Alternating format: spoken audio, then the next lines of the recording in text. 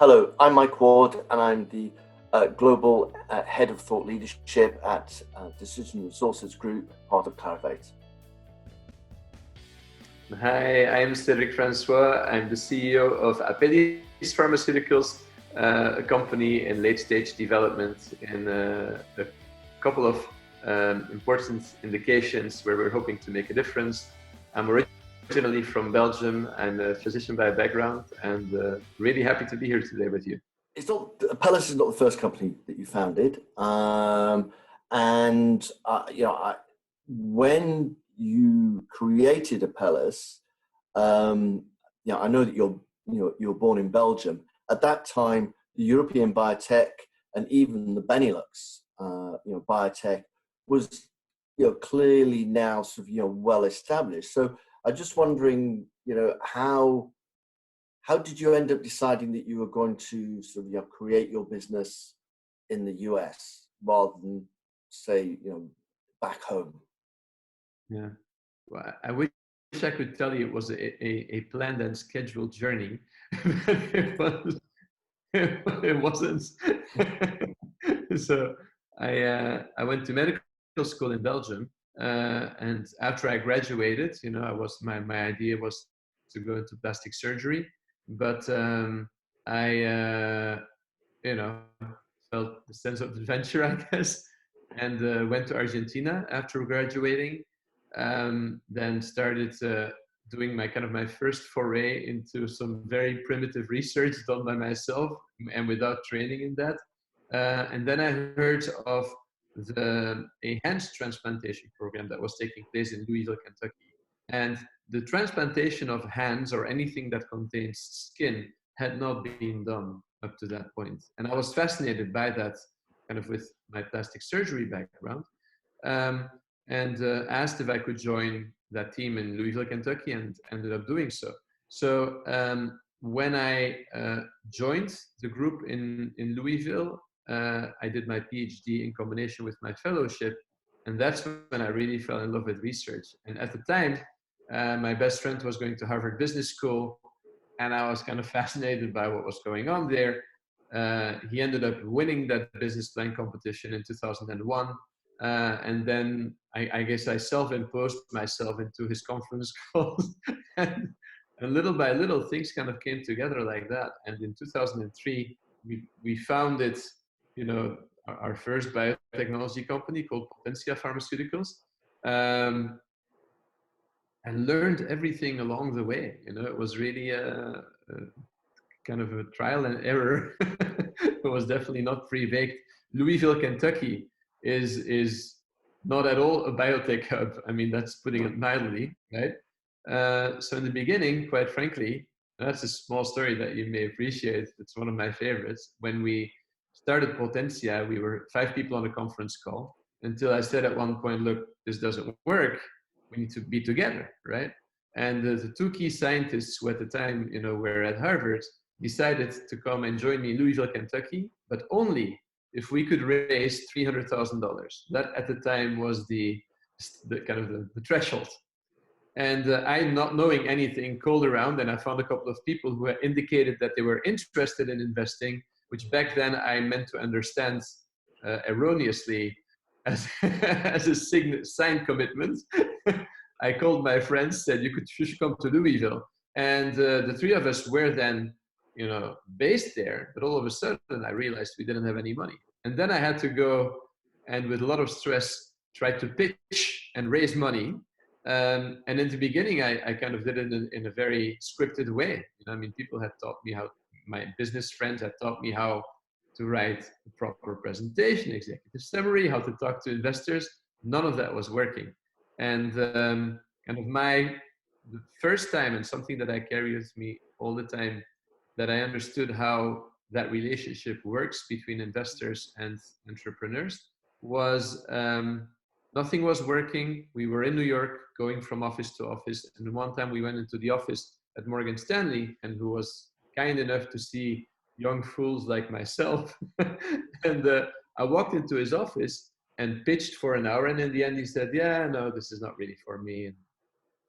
And I left. But I felt bad because this was a person that I connected to.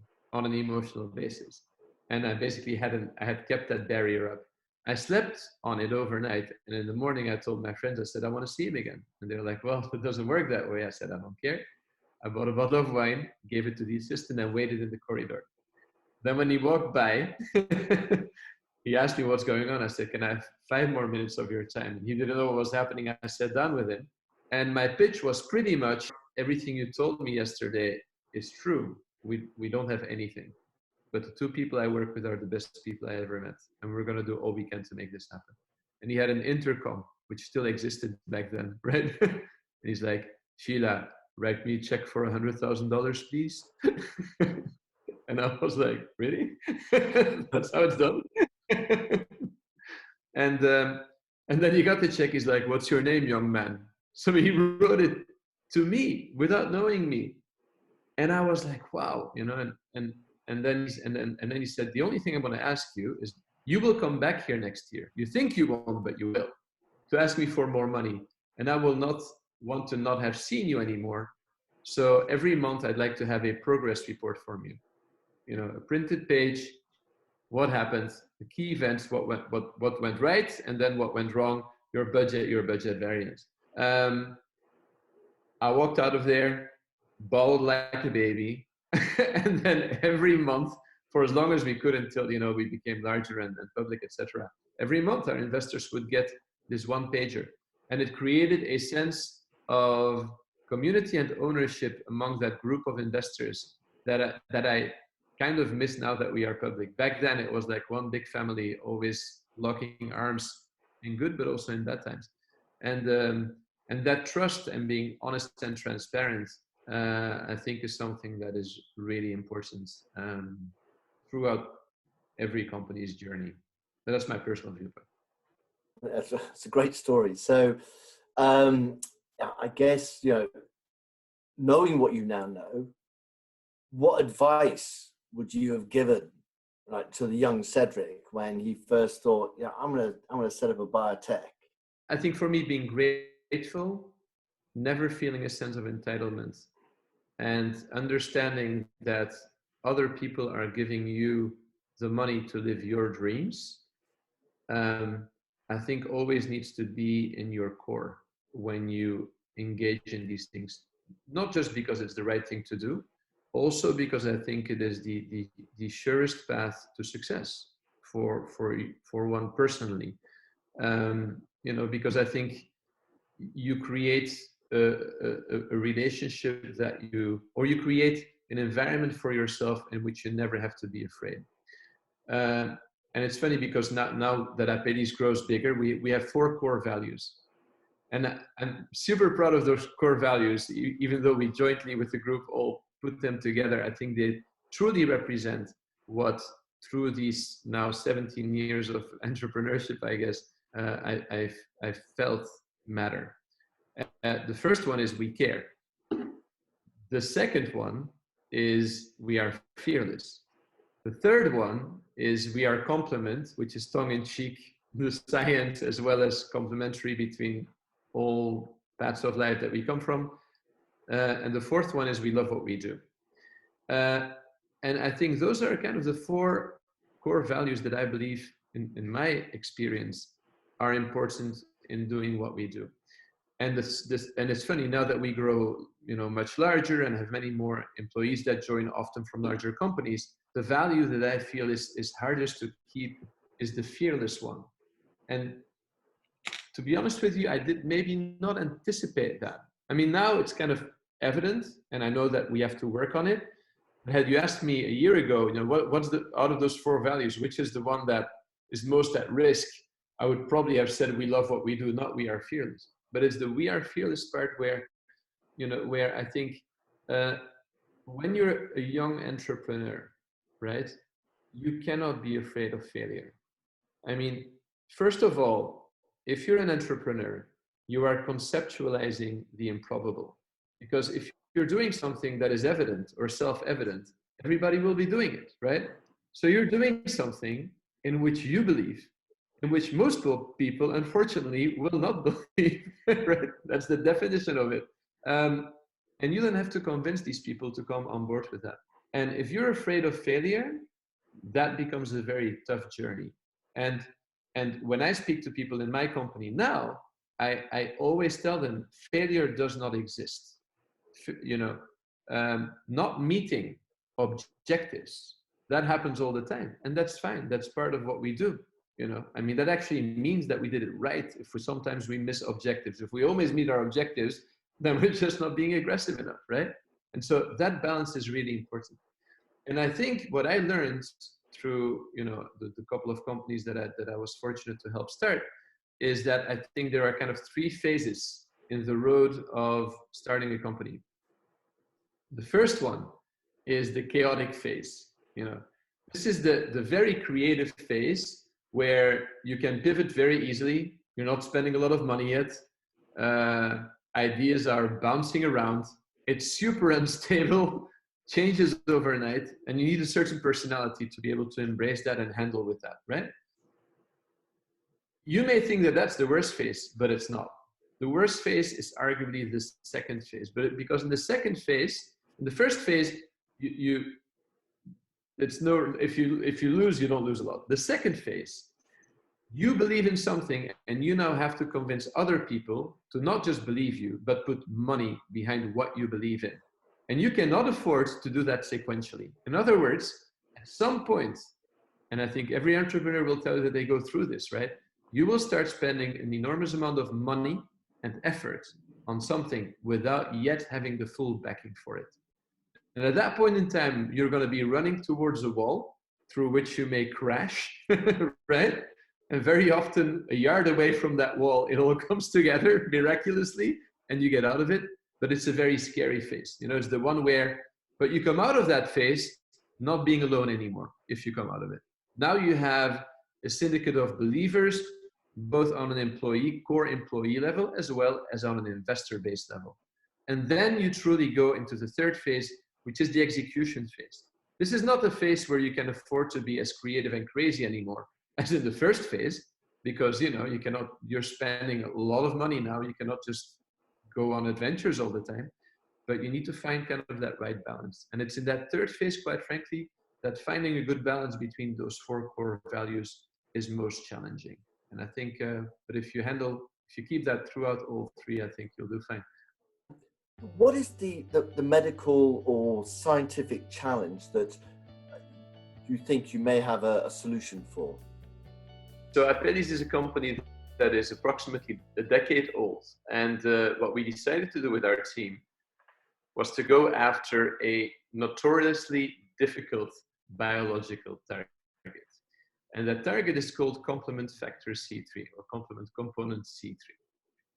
And as the name indicates, it is part of this very complex part of our immune system called the complement cascade. And when you think of the complement cascade, you know, which is, it's literally, if you ask a physician, they'll tell you this is what they learned the night before their exam.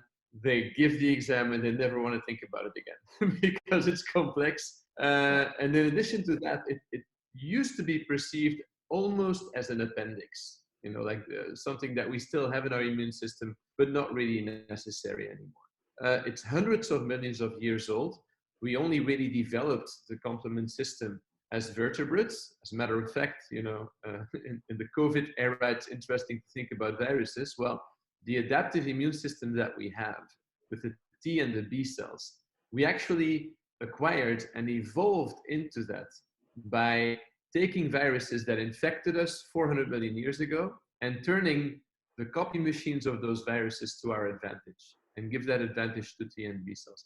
Before that, the complement system was what ruled the day in terms of our what we call innate immune system. Now, the reason why that is so relevant and important and intrigued us from the very beginning is that you have hundreds of years of evolution for the adaptive immune system, T cells and B cells. But while that system kind of learned its ways, complement was sitting in the background, taking care of business. So there is a deep evolutionary interconnect between complement and the adaptive immune system.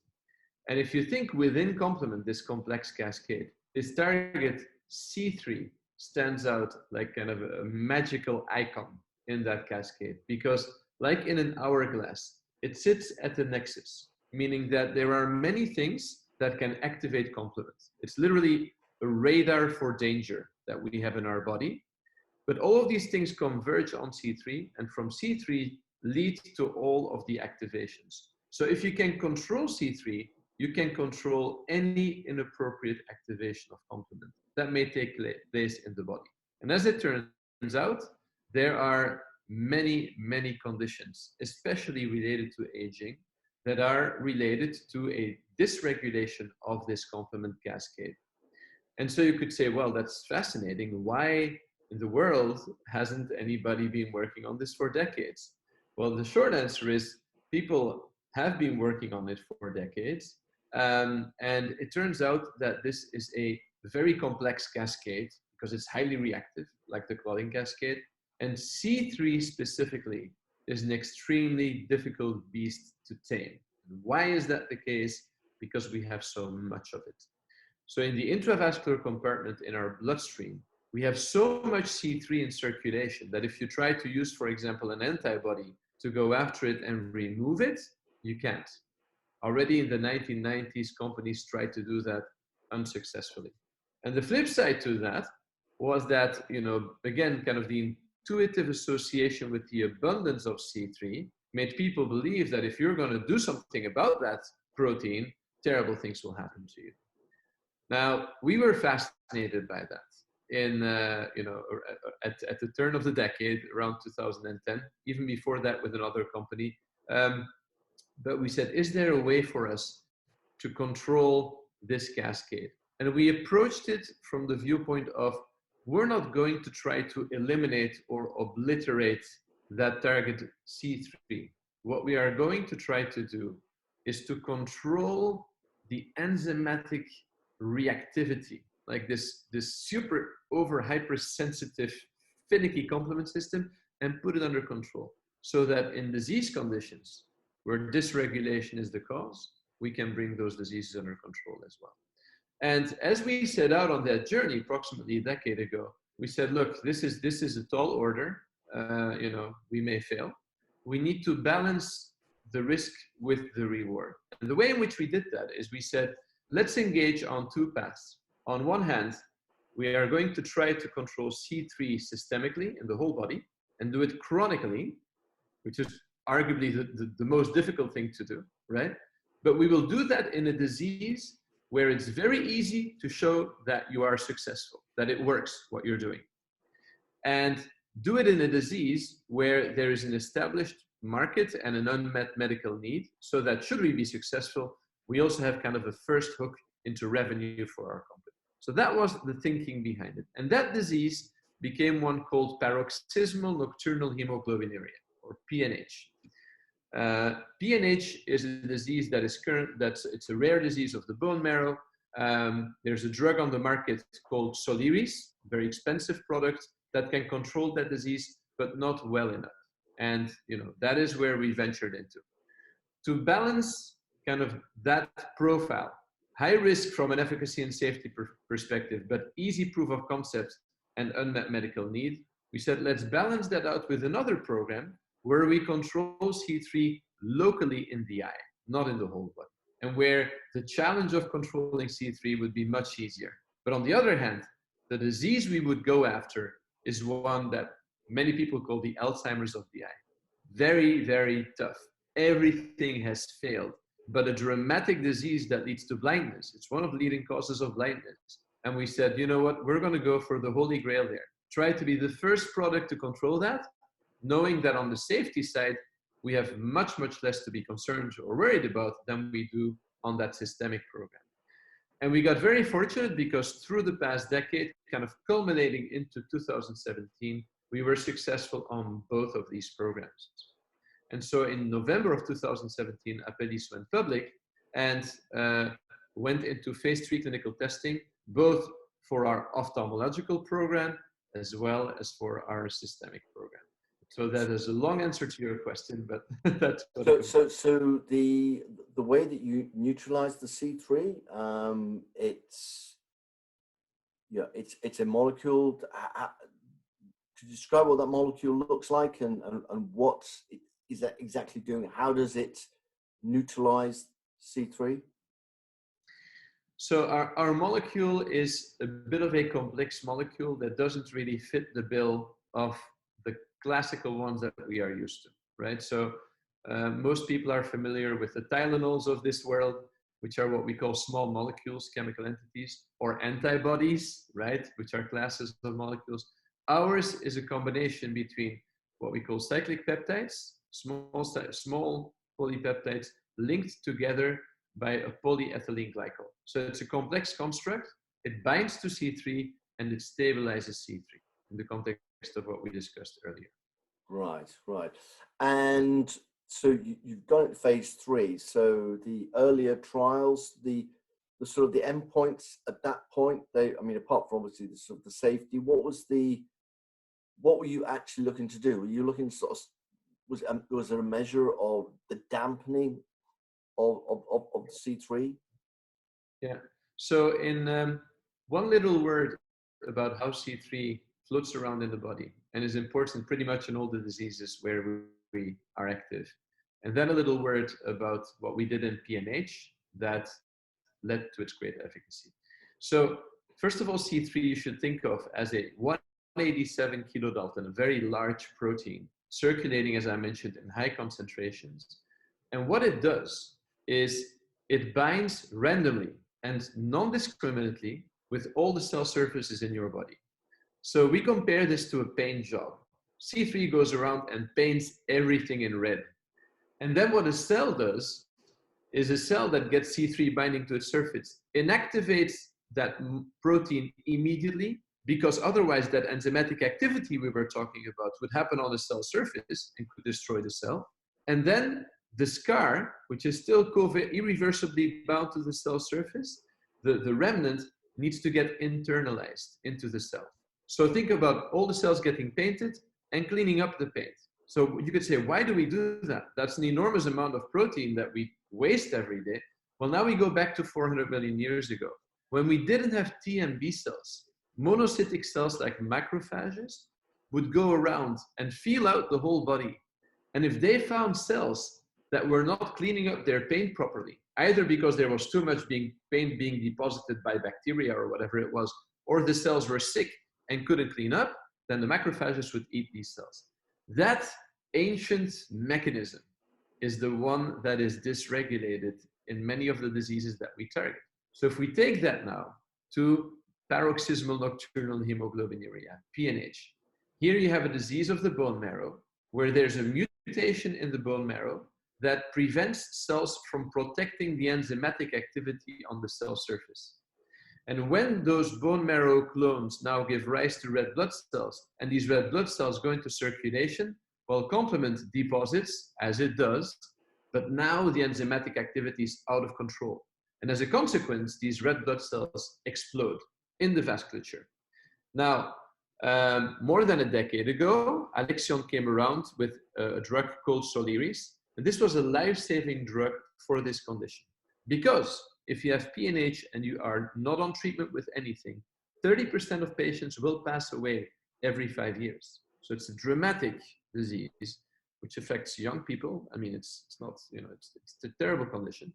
And this drug could save these patients. However, the way in which Soliris works is it doesn't control the enzymatic activity. It kind of is a last protective barrier on the red blood cells to prevent them from exploding.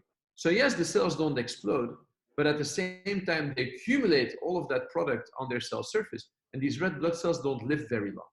And the consequence of that is that in PNH, even though you take a life-saving drug like Soliris, you end up being severely anemic in many cases, and often highly transfusion dependent.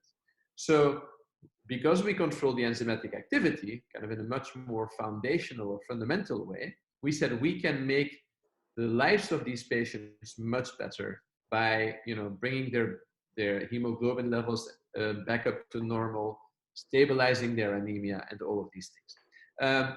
Now, in the context of a clinical trial in our phase 3, we said we want to show, number one, superiority of our drug, which is called pegcetacoplan, over Soliris. So not just show that we have a drug that works in PNH, but something that works better. And number two, this was fun because we role played it at the time. Before we did the trial, we said, what is going to go through the heads of these patients when they're taking a life-saving drug, they're anemic and have a terrible quality of life, but they're used to it, right?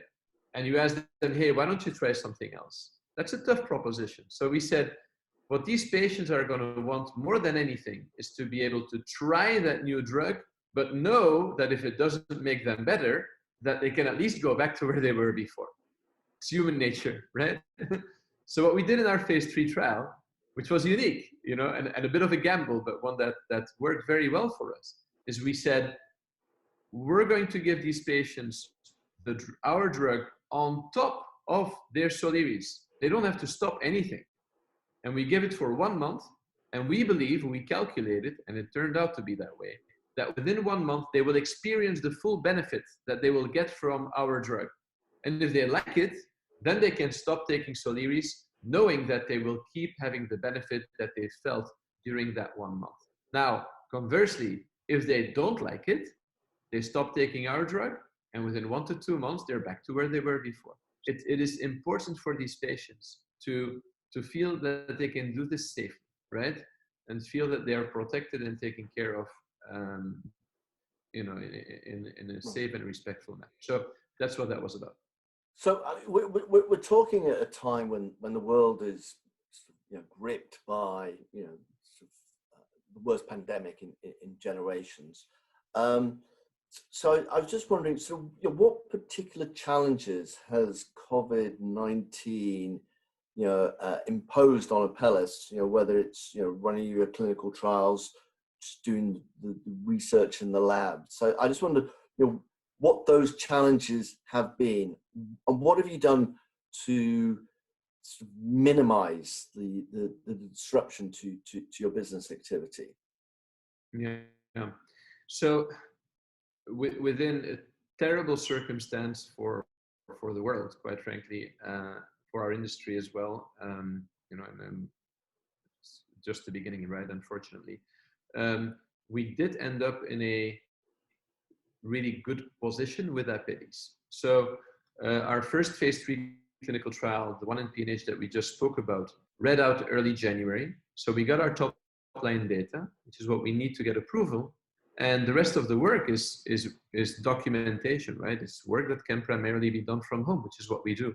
So we haven't incurred any delays on the timelines that we had set out for the filing of our new drug application in the US and the EMA filings, etc., for our PNH program. In geographic atrophy, it's kind of the opposite side. There, we were very close to having 1,200 patients fully enrolled in 2 large phase 3 clinical trials.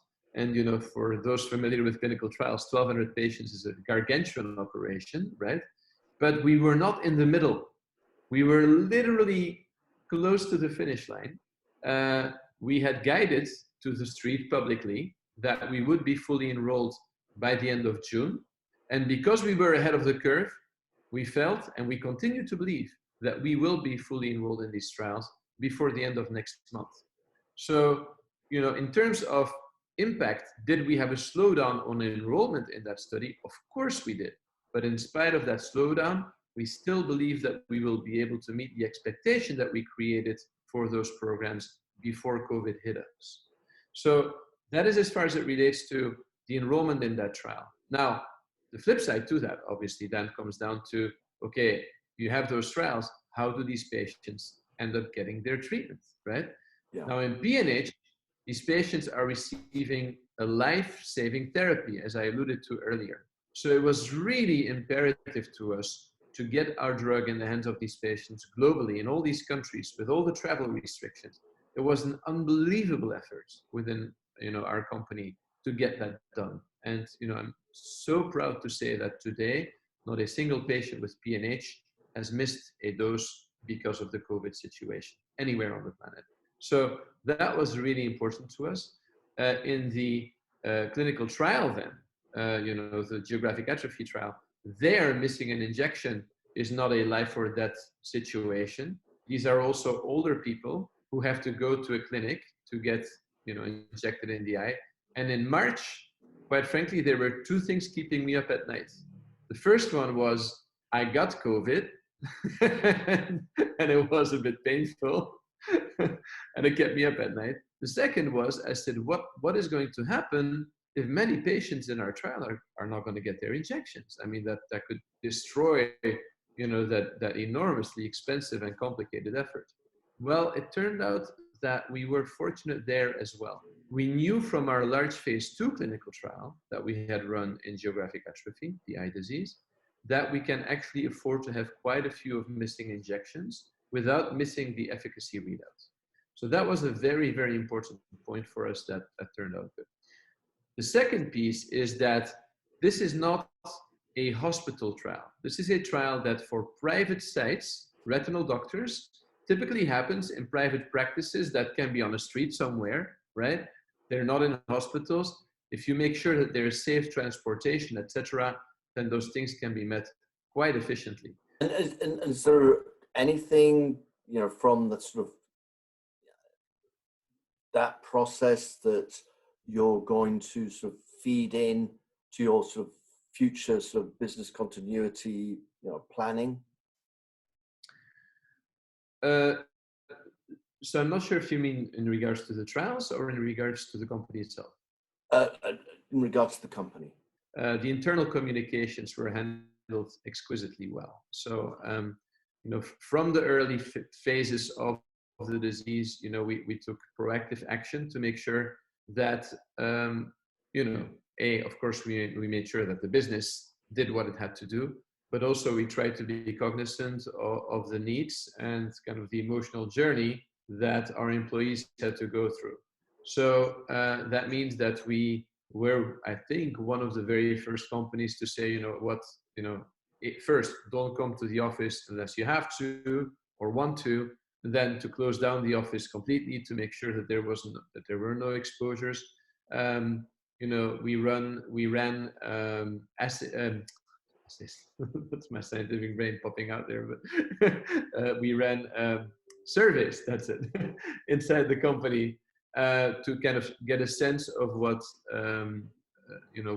how people felt and how they were handling what's going on. We continue to do that, and we feel that all in all, this was handled very well. We're on the Zoom call together.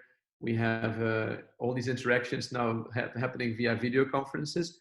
I would never have guessed that works as well as it does. And even on company-wide calls, when we have town halls, etc., that also works very well.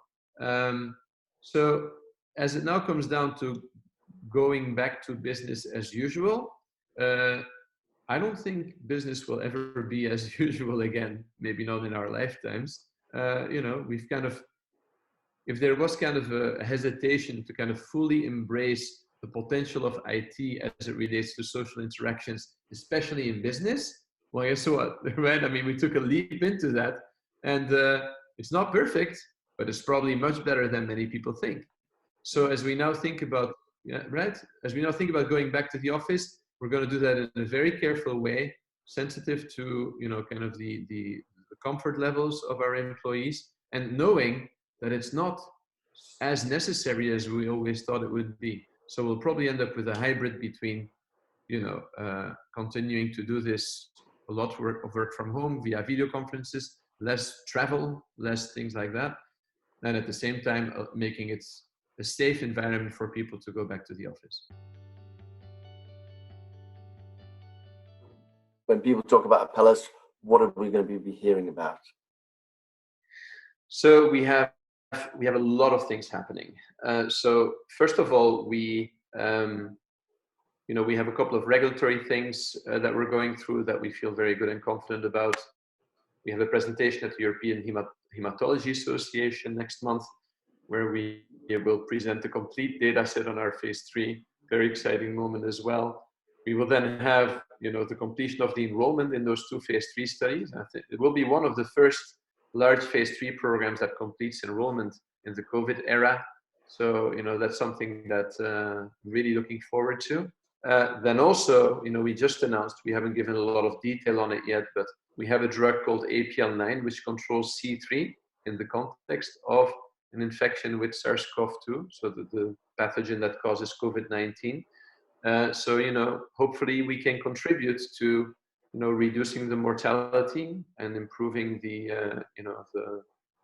outcomes in that disease.